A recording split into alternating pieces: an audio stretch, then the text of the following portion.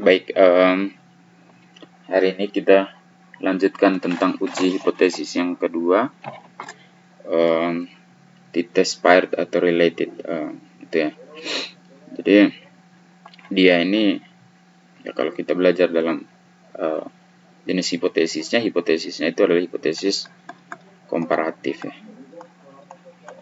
Komparatif, yang mana komparatif ini membandingkan dua variabel yang berhubungan. Dua variabel sampel yang berhubungan. Data yang dipakai itu adalah data interval atau rasio. Gitu ya.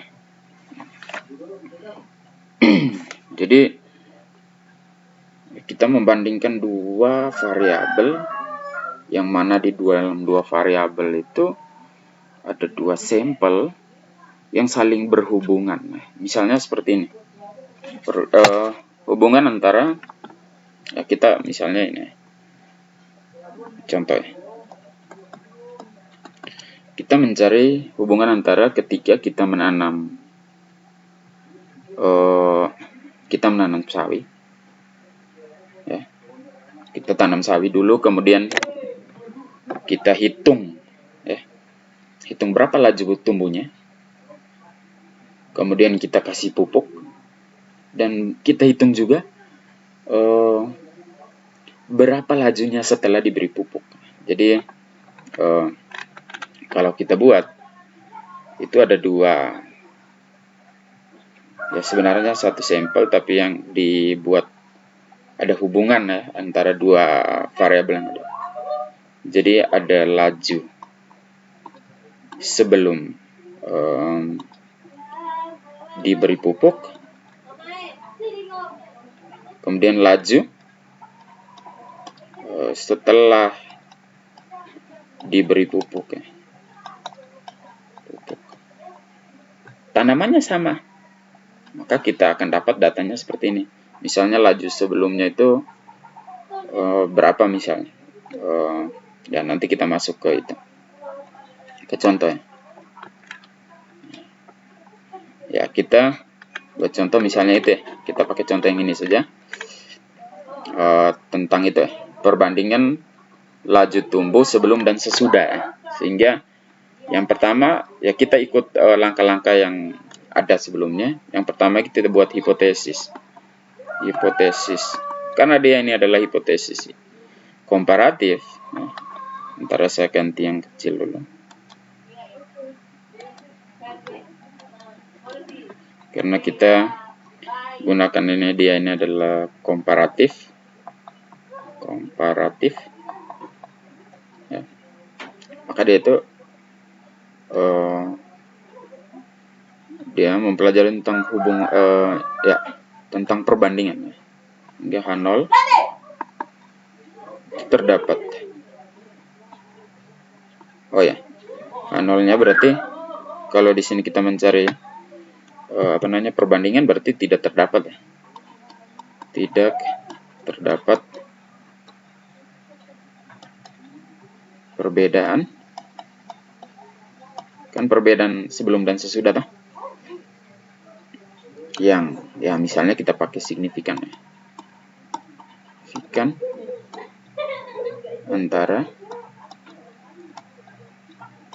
tinggi sawi sebelum dan sesudah diberi pupuk.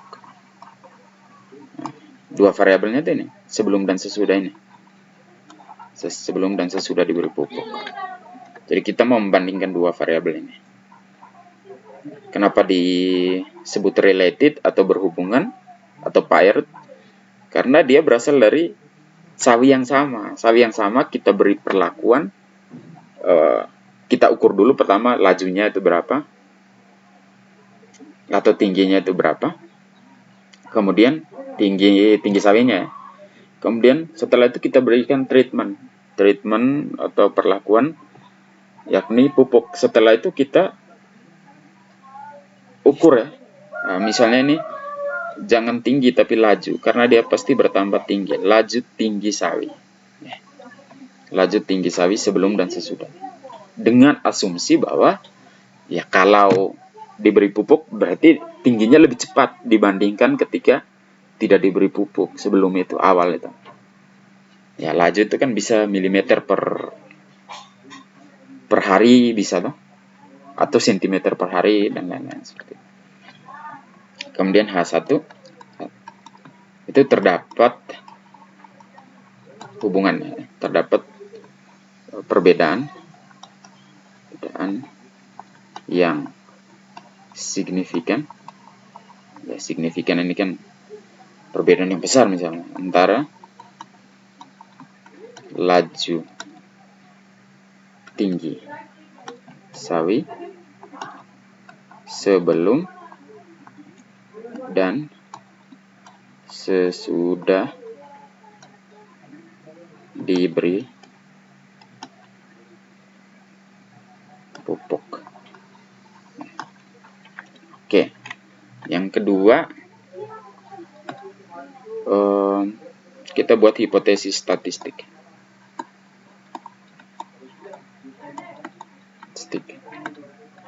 Ya, kita mau mencari tahu perbedaan signifikan laju ya. Ya, berarti kita menggunakan mu H0. Ya, kalau tidak ada perbedaan itu berarti lajunya sama ya, Pak. mu1 sama dengan mu2. Ini adalah sebelum dan sesudah. Lajunya sama, ya, Pak. Karena tidak terdapat perbedaan. Atau kalau dibuat ya, mu1 kurang mu2 itu sama dengan 0.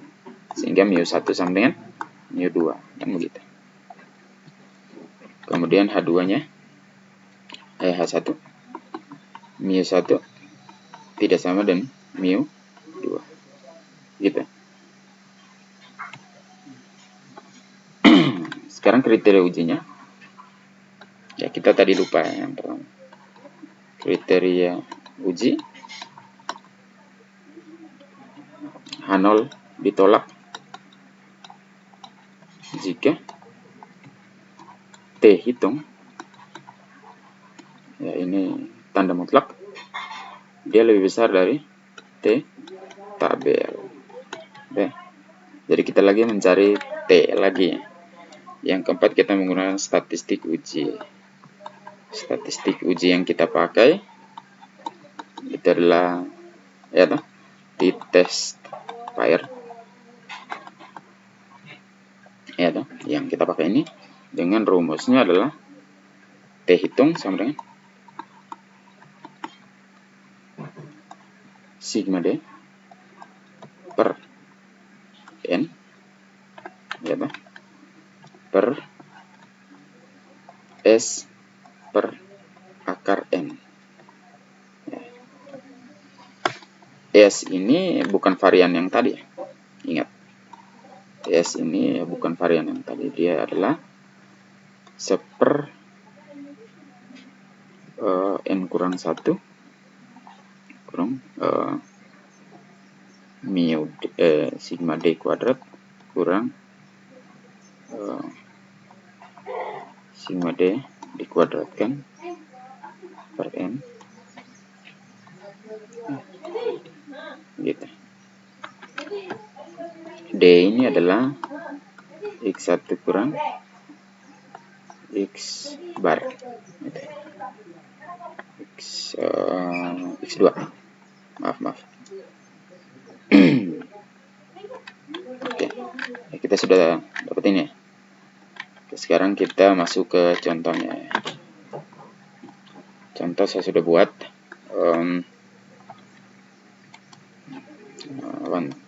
Oke, ini. Ini sebelum dipupuki. Ini nilainya ada 36. Ini jadi ini adalah ukurannya itu dalam milimeter per hari ya. Tidak usah terganggu dan ini, karena kita hanya butuh nilainya saja. Jadi sebelum dipupuki dia tingginya itu dia naik 36 mm per hari. Setelah dipupuki kita ukur lagi, nah kita dapat ini tumbuhan yang sama. Oh, dia sudah lebih tinggi, 42 mm per hari. Ntar saya bikin tengah semua.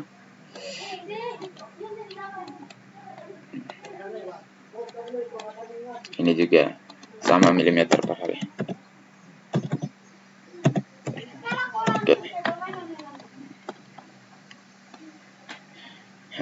Kita untuk itu kita cari D dulu. D sama dengan X1 kurang X2 ya.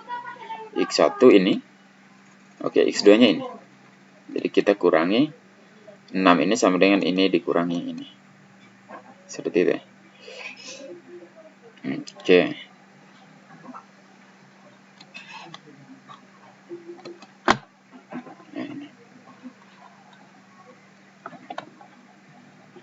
Ntar saya bisa tidak yang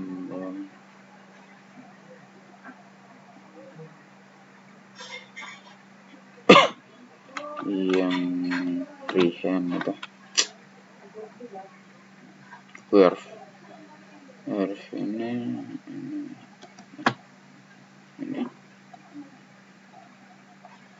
kok tidak bisa insert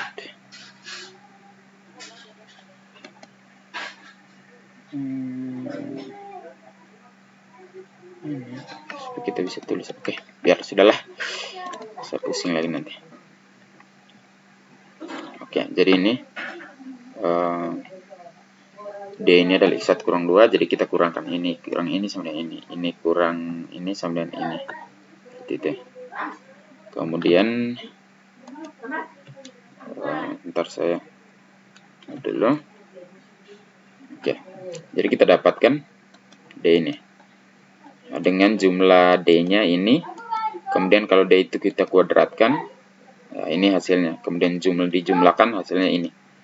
Ya, ini untuk mempermudah. Sehingga kalau kita kuadratkan ini, ya ini dijumlahkan baru dikuadratkan baru dijumlah. Ini hasilnya ini. Tetapi kalau ini, ya ini sebenarnya itu jumlah baru dikuadratkan. Jadi hasil yang ini, kalian perhatikan ini, yang ini. Bentar. Sebentar. Nah, ini. Bentar. Nah, yang ini.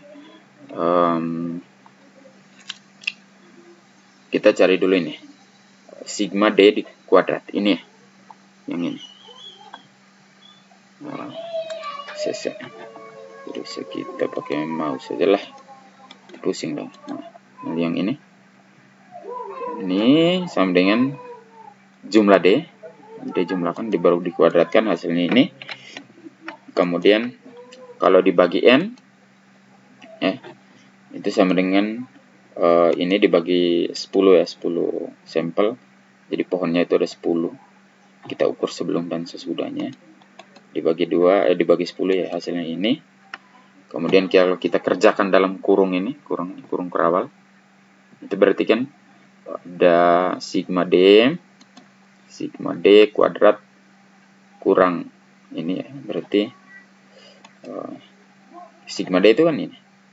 Sigma D kuadrat. Ini dikurangi dengan ini. Ya toh? Karena ini adalah hasil ini per N ini.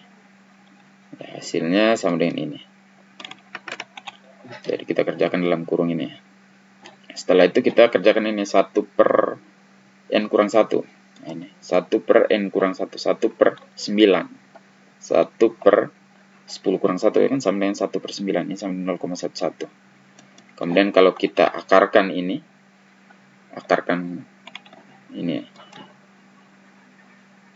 kita kalikan ini 1 per N kurang 1 kali hasil dari ini, itu berarti kan sama dengan ini ya, atau dikali ini, hasilnya adalah ini ya. Nilai akarnya dari ini kalau kita kerjakan ini kalau kita cari S, nilai akarnya. Nilai akar sama dengan S kan sama dengan akar semua dari ini. Berarti S sama dengan akar dari ini. Sama dengan 3,81. Sudah. Berarti kita sudah dapat S-nya.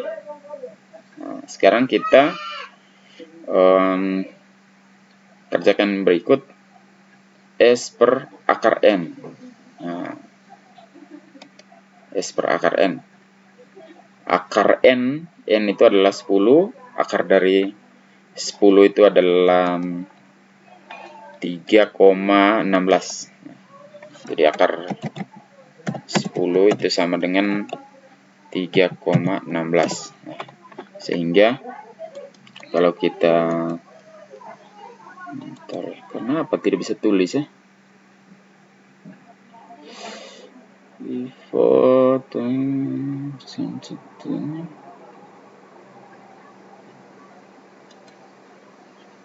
oh ya tidak.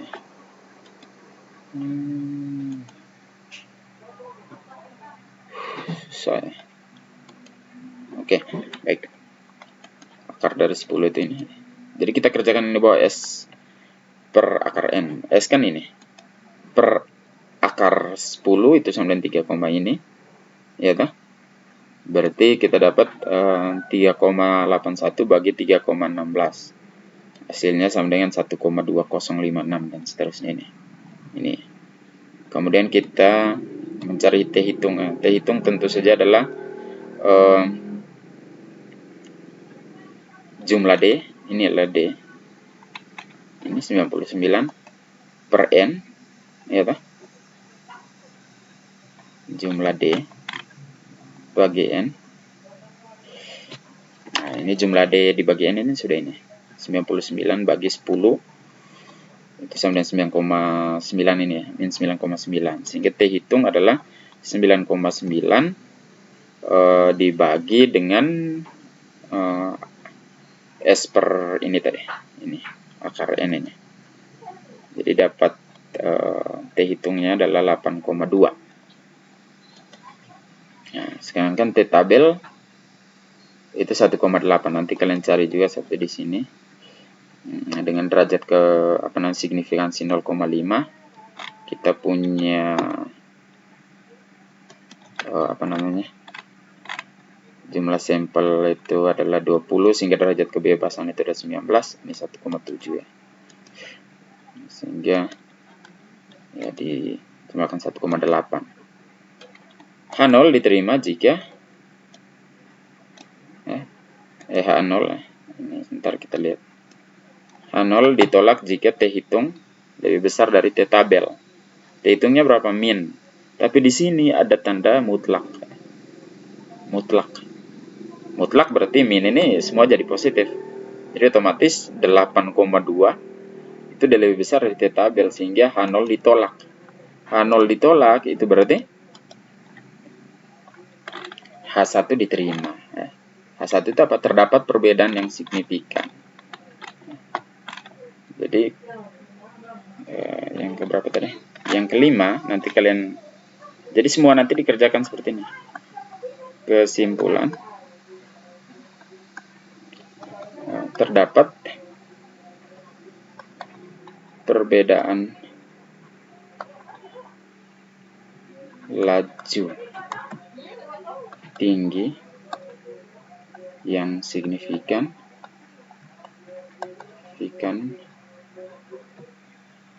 sebelum dan sesudah diberi pupuk. Ya, ini adalah kesimpulan. Ya, tolong dipelajari ya. Bate jangan terlalu malas.